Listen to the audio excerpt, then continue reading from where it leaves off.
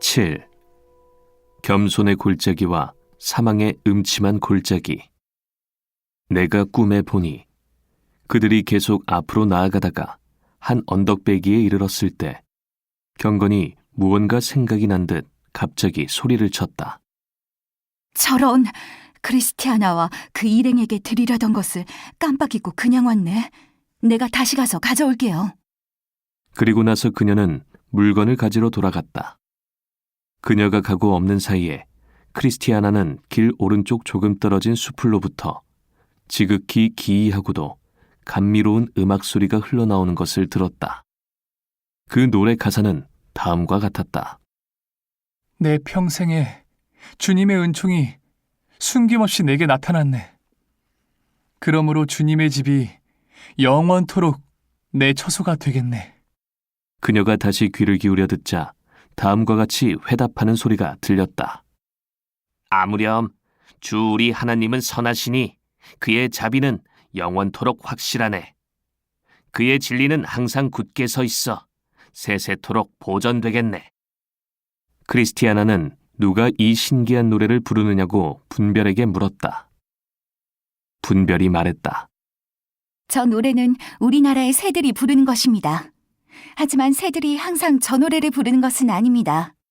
그들은 꽃이 피고 햇빛이 따뜻하게 비치는 봄에만 노래를 부르는데 그때에는 이 노랫소리를 하루 종일 들을 수 있답니다. 나는 노래를 들으려고 자주 이리로 오곤 하는데 때때로 우리는 새들을 집에 가져가서 길들이기도 하지요. 새들은 우리가 우울할 때 매우 좋은 친구가 되어주며 삼림과 숲, 적막한 장소를 쾌적한 곳으로 바꿔주지요. 이때 경건이 돌아와서 크리스티아나에게 말했다. 여기를 좀 보세요. 이것은 여러분이 우리 집에서 본 모든 것들의 계략이에요. 보신 걸 혹시 잊어버릴 때 이걸 보시면 다시 기억이 되살아나 믿음이 굳건해지고 위안을 얻게 될 거예요. 그들은 이제 겸손의 골짜기를 향하여 산비탈을 내려가기 시작했다.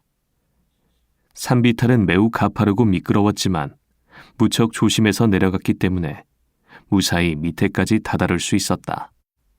골짜기에 도착하자 경건이 크리스티아나에게 말했다. 이곳은 당신의 남편이 악한 마귀 아볼로온을 만나 큰 싸움을 벌였던 곳입니다. 물론 당신도 그 이야기를 들었겠죠. 그러나 용기를 내세요. 여러분에게는 안내자요 보호자인 담베씨가 있으니 좀 더 편안히 여행할 수 있을 거예요. 이 말을 하고 나서 경건과 분별 두 처녀는 순례자들을 안내자에게 부탁하고 집으로 돌아갔다. 이때 담대 씨가 말했다. 우리는 이 골짜기를 두려워할 필요가 없습니다. 왜냐하면 우리가 화를 자초하지 않는 이상 여기는 우리에게 해를 끼칠 만한 것이 아무것도 없기 때문입니다. 여기서 크리스천이 아볼로온을 만나 격렬한 싸움을 벌인 것은 사실입니다. 그러나 그 소동은 그가 산을 내려오면서 미끄러졌기 때문에 생긴 결과였습니다. 내려오면서 미끄러지는 사람은 누구나 여기서 싸움을 만나게 되죠.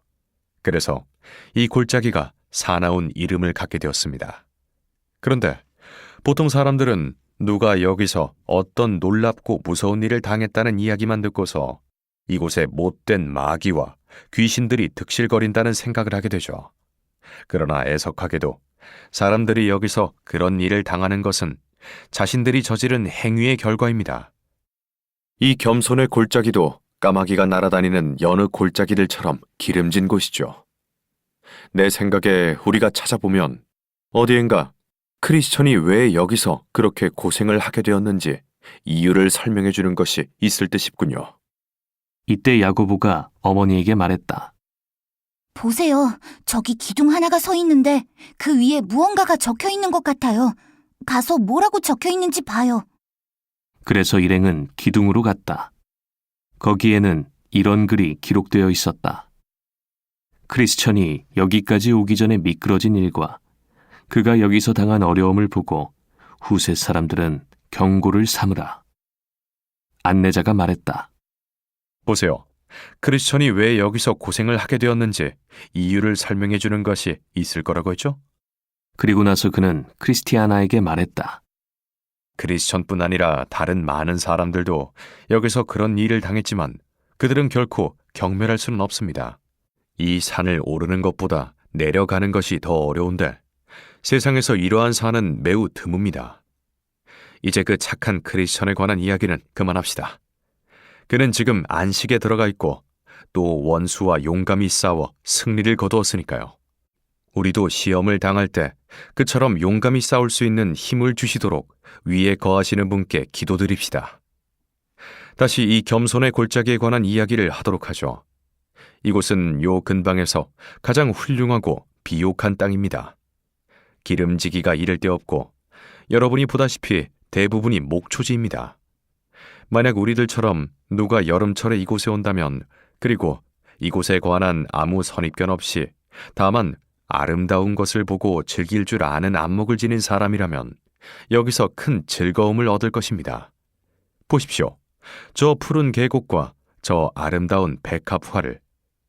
나는 또한 이 겸손의 골짜기에 좋은 토지를 소유하고 있는 근면한 사람들을 많이 알고 있죠.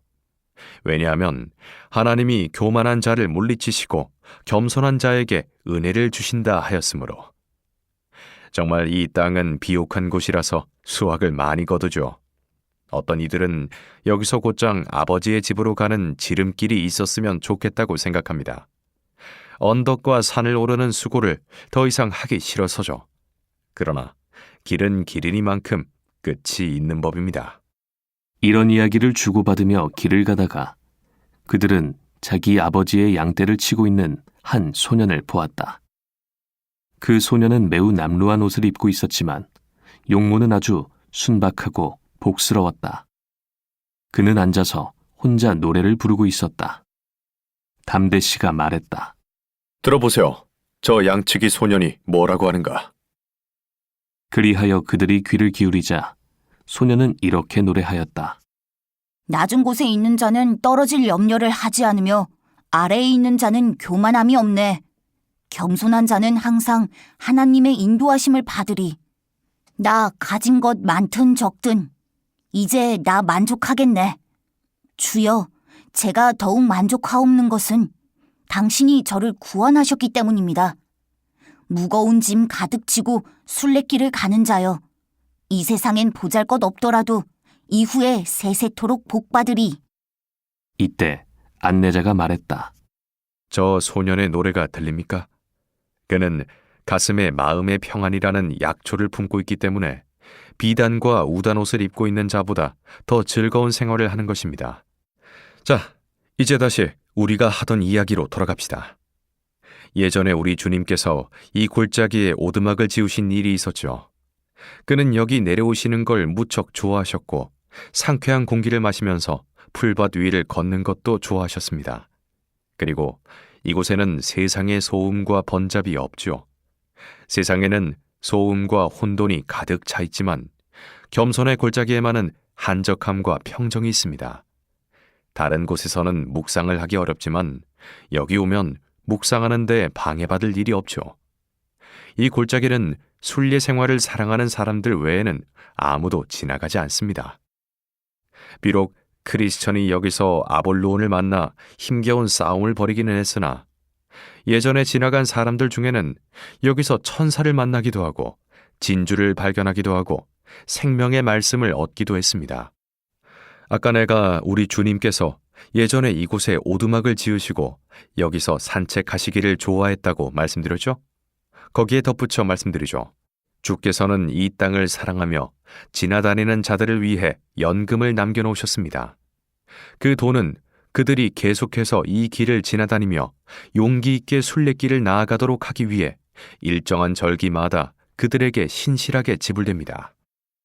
그들이 계속 길을 나아가는데 사무엘이 담대 씨에게 말했다. 선생님, 이 골짜기는 저희 아버지와 아볼로온이 싸움을 벌인 곳으로 알고 있는데 어디서 그 싸움이 벌어졌는지 모르겠네요. 이 골짜기는 너무 크거든요. 담대. 이제 조금만 더 가면 망각의 초원 바로 다음에 좁은 통로가 하나 나오는데 거기서 너희 아버지와 아볼로온이 싸움을 벌였단다. 실제로 그곳은 여기서 가장 위험한 곳이란다. 왜냐하면 순례자들이 공격을 당하는 때에는 항상 그들이 자신이 받은 은혜를 잊어버려 자격 없는 자가 되는 경우이기 때문이지. 거기서 다른 이들도 많은 어려움을 겪었단다. 하지만 그 이야기는 거기 도착하거든 또 하기로 하자. 거기 가면 틀림없이 싸움의 흔적이나 그것을 증거하는 기념물 같은 것이 오늘날까지 남아있을 거야. 그때 자비심이 말했다. 이 골짜기는 우리가 지금까지 여행해온 그 어느 곳 못지않게 훌륭한 곳이라고 여겨져요. 여기는 제 마음에 쏙 들어요. 저는 마차 지나가는 소리나 술에 덜그럭거리는 소리가 없는 그러한 곳이 좋아요. 여기서는 별로 방해받지 않고도 명상에 잠겨 내가 누구며 어디서 왔고 무슨 일을 해왔으며 나를 부르신 임금님의 뜻은 무엇인가를 생각할 수 있을 것 같아요. 이곳에서 생각에 잠기는 사람은 마음이 깨어지고 정신이 녹아 그 눈이 헤스본의 연못처럼 될 거예요. 이 눈물 골짜기를 똑바로 통과하는 자는 이곳을 우물로 만들 것이며 하나님께서 여기 있는 사람들에게 내려주시는 비가 못을 채울 것입니다. 임금님께서 신자들에게 포도원을 주시겠다고 하신 곳도 바로 이 골짜기입니다. 그리고 그들은 크리스천이 아볼로온을 만났음에도 불구하고 노래를 부르며 지나갔던 것처럼 노래를 부르며 이곳을 지나갈 것입니다. 안내자가 말했다. 맞습니다. 나는 이 골짜기를 여러 번 왕래했는데 여기 있을 때보다 더 좋은 적은 없었습니다. 내가 인도했던 수많은 순례자들도 그런 고백을 했습니다. 임금님께서는 이렇게 말씀하셨죠. 마음이 가난하고 심령에 통회하며 내 말을 듣고 떠는 자, 그 사람을 내가 돌봐주리라. 이제 그들은 조금 전에 언급했던 싸움 장소에 도달했다. 안내자는 크리스티아나와 아이들과 자비심에게 말했다. 여기가 바로 싸움 장소입니다. 크리스천은 이 자리에 서서 싸웠고 아볼로온은 저기 있었습니다. 내가 흔적이 있을 거라고 말했죠? 자, 여기를 보세요. 이 돌들 위에 당신 남편이 흘린 핏자국이 있죠. 그리고 아볼로온이 사용한 창의 파편들이 여기저기 흩어져 있지 않습니까? 또 보십시오. 두 사람이 싸우는 중에 서로 자기의 위치를 유리하게 만들려고 발로 땅을 두드려 놓은 흔적이 있죠. 그리고 그들이 허치는 바람에 맞고 깨어진 돌조각들을 좀 보세요. 참으로 크리스천은 그 싸움에서 대장부다운 기세를 발휘했죠. 거기 헤라클레스가 있었을지라도 그처럼 용감하게 싸우지는 못했을 거예요. 아볼로온은 싸움에서 지자 다음 골짜기로 도망갔죠. 그곳은 사망의 음침한 골짜기라고 불리는데 우리도 앞으로 그곳을 지나가게 될 것입니다. 보세요. 저기 기념비가 서 있죠. 저 위에는 크리스천의 싸움과 승리가 새겨져 있어 그의 명성을 영원토록 기리고 있습니다. 기념비는 바로 길가에 있었으므로 그들은 거기로 가서 기록된 글을 읽었다. 그 글은 다음과 같다. 여기서 크리스천이 아볼로온과 서로를 굴복시키려고 지극히 이상하고도 지극히 진실된 치열한 싸움을 벌였다. 그는 사나이답게 용감히 싸워 마귀를 패주시켰으니 이를 증명하기 위해 기념비를 여기 세우노라. 이곳을 지나 그들은 사망의 음침한 골짜기에 들어섰다. 이 골짜기는 지난번 골짜기보다 더 길고 많은 사람들이 증언하다시피 각종 악한 것들이 출몰하는 곳이었다. 그러나 두 여인과 아이들은 별일 없이 이곳을 지나갈 수 있었다. 때가 마침 낮은 데다 담대씨가 지켜주었기 때문이었다. 이 골짜기에 들어섰을 때 그들은 죽은 사람들의 신음소리 같은 것을 들었는데 그 소리는 대단히 큰 신음소리였다. 그들이 듣기에 이 소리는 크나큰 고통 중에 있는 사람들이 바라는 애곡 소리 같았다. 이 소리에 소년들은 부들부들 떨었고 여인들도 창백하고 파리해졌지만 안내자는 그들에게 안심하라고 타일렀다. 그들이 좀 더 나아가자 마치 땅 밑에 빈 구덩이가 있는 듯이 땅이 울렁거리기 시작했다. 또 그들은 뱀이 씩씩대는 것 같은 소리도 들었지만 아직 아무것도 나타나지는 않았다. 이때 소년들이 말했다. 이 음울한 곳이 끝나려면 아직 멀었나요? 그러자 안내자는 용기를 내라고 권면하면서 발을 잘못 디뎠다가는 함정에 빠질 염려가 있으니 주의하라고 일러주었다.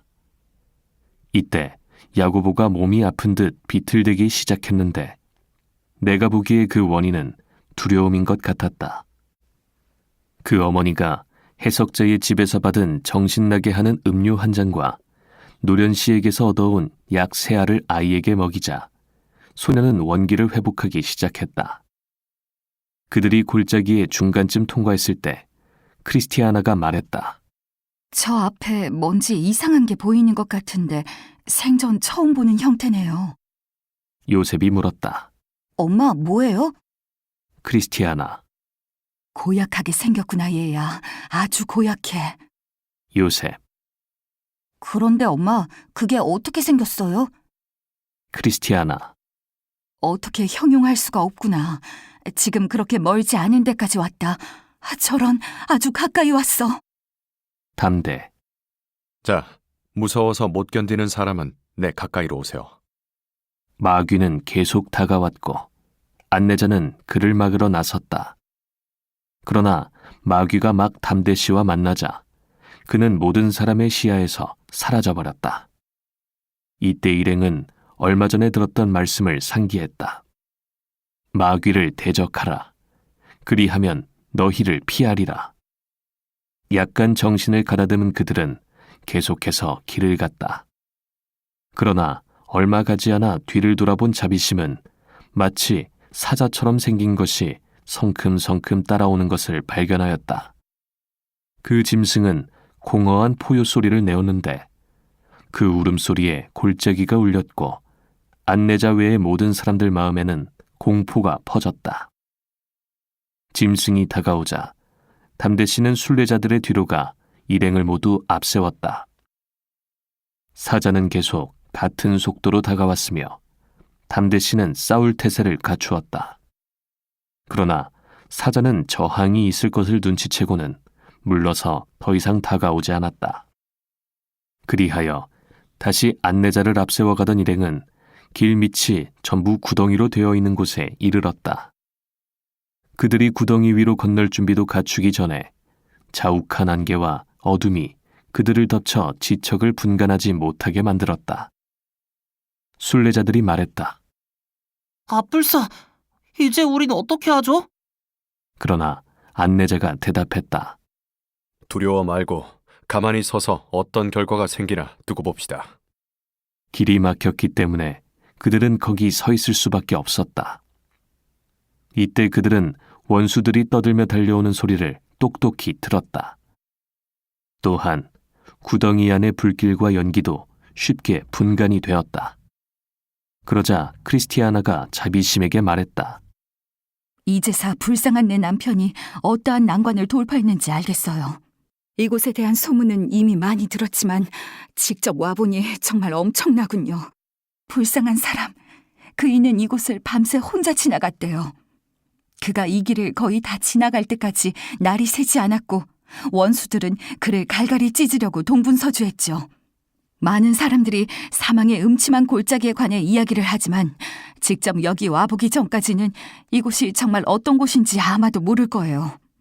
마음의 고통은 자기가 알고 마음의 즐거움은 타인이 참여하지 못하느니라. 이 길을 가는 것은 정말 무서운 일이에요. 담대. 이는 마치 큰 물 가운데 있는 것과 깊은 물속으로 빠져드는 것과 같죠. 또한 이는 바다 밑바닥에 있거나 산 아래로 떨어지는 것 같기도 하고 영원한 빗장으로 땅에 갇힌 것 같기도 해요. 하지만 흑암 중에 행하여 빛이 없는 자라도 여호와의 이름을 의뢰하며 자기 하나님께 의지할지어다라고 하셨습니다. 이미 말씀드렸듯이 나는 이 골짜기를 여러 번 왕래했고 지금보다 더 어려운 일도 당했었지만 아직 살아있습니다. 내가 자랑하려고 이 말을 하는 것은 아닙니다. 나 스스로의 힘으로 구원받은 것이 아니라 하나님께서 구해주신 것이니까요. 그러므로 지금도 하나님께서 우리를 구원해 주시리라 믿습니다. 자, 우리 다 함께 하나님께 빕시다. 우리에게 빛을 주셔서 어둠을 물러가게 하시며 저들 마귀들뿐 아니라 지옥에 있는 모든 귀신들을 다 꾸짖어 물러가게 하시도록요. 그리하여 그들은 울며 기도를 드렸다. 그러자 하나님께서 광명과 구원을 보내주시어 그들의 앞길을 막는 장애물은 사라지고 말았다. 그들의 발걸음을 막았던 구덩이가 없어진 것이었다. 하지만 아직 골짜기가 끝난 것은 아니었으므로 그들은 계속해서 길을 갔다. 이때 어디선가 지독하게 역겨운 악취가 풍겨나와 그들을 몹시도 괴롭혔다. 자비심이 크리스티아나에게 말했다. 좁은 문과 해석자의 집, 그리고 어젯밤 우리가 묵었던 집에 있던 즐거운 것들은 여기엔 하나도 없군요. 그러자 소년 중 하나가 말했다. 하지만 여기 항상 사는 것이 아니고 지나쳐 가기만 하면 되니까 얼마나 다행이에요. 제가 생각하기에 우리가 이 길을 지나야만 우리를 위해 예비된 집에 갈 수 있게 하신 한 가지 이유는 그 집이 얼마나 살기 좋은 곳인가를 더욱 절실히 깨닫게 하시려는 데 있는 것 같아요. 안내자가 말했다. 사무엘아, 대장부답게 말을 참 잘했다. 사무엘이 말했다. 이곳을 벗어나기만 하면 햇빛과 좋은 길을 과거 어느 때보다도 더 소중히 여기게 될 것 같아요. 안내자가 말했다. 머지않아 이곳을 벗어나게 될 거다. 다시 길을 걷다가 요셉이 말했다. 아직도 골짜기 끝이 안 보이나요? 이에 안내자가 말했다. 네 발이나 조심해라. 이제 곧 함정투성이의 길에 들어서게 될 테니. 그리하여 그들은 발을 조심하며 계속 나아갔지만 함정 때문에 많은 괴로움을 겪었다. 함정 사이를 지나고 있을 때 그들은 왼편으로 한 사람이 갈갈이 살이 찢긴 채 도랑 안에 던져져 있는 것을 보았다. 그때 안내자가 말했다. 저 사람은 부주의인데 길을 가다가 저렇게 되었죠. 저기 누워있은 지 무척 오래되었습니다. 그가 붙잡혀 살해당할 때 주의라는 사람도 함께 있었는데 주의 씨는 화를 모면했죠. 여기서 얼마나 많은 사람들이 살해당했는지 상상하지도 못할 것입니다. 그럼에도 불구하고 사람들은 어리석게도 순리의 길을 가볍게 생각하여 안내자도 없이 길을 떠나곤 하죠. 불쌍한 크리스천. 그가 여기서 무사히 빠져나갔다는 건 하나의 기적입니다. 하나님의 사랑을 덧입고 또 그 자신이 착한 마음을 가졌기에 망정이지 그러지 않았더라면 변을 당하고 말았을 거예요. 그 길의 거의 끝에 이르렀을 때 일행은 길가에 있는 굴을 보았다. 이 굴은 예전에 크리스천이 지나가다가 보았던 그 굴이었다. 거기에서 철퇴라는 이름의 거인이 하나 나왔는데 그는 억지 궤변으로 젊은 순례자들을 현혹시키곤 하는 자였다. 철퇴는 담대 씨의 이름을 부르며 이렇게 말했다. 이러한 일을 하지 말라고 내가 너에게 얼마나 많이 일렀느냐? 그러자 담대 씨가 말했다. 무슨 일 말이냐? 거인이 말했다. 무슨 일이냐니? 그걸 몰라서 묻느냐? 하여튼 내 오늘 너의 일을 끝장내주마. 다시 담대 씨가 말했다. 글쎄, 싸우기 전에 무슨 일로 싸워야 하는지 이유나 알자. 이때 여인들과 아이들은 어쩔 줄 몰라 부들부들 떨며 서 있었다. 거인이 말했다. 너는 우리나라를 도둑질하고 있어. 가장 악질적으로 말이다. 담대 씨가 말했다. 이봐, 막연한 말은 그만두고 구체적으로 말해봐. 그러자 거인이 대답했다. 네가 사람들을 납치하는 술수를 부리고 있다는 게다. 네가 여자와 아이들을 모아 이상한 나라로 데려가기 때문에 우리 주인의 왕국이 약화되고 있단 말이다. 이에 담대 씨가 답변했다. 나는 하늘에 계신 하나님의 종으로서 죄인들을 설득해 회개시키는 것이 나의 임무다. 나는 온 힘을 다해 남녀노소 모든 사람들을 어둠에서 빛으로 사탄의 세력에서 하나님께로 이끌라는 명을 받았다. 만약 이로 인해 네가 시비를 건다면 얼마든지 오너라. 겨루어주마.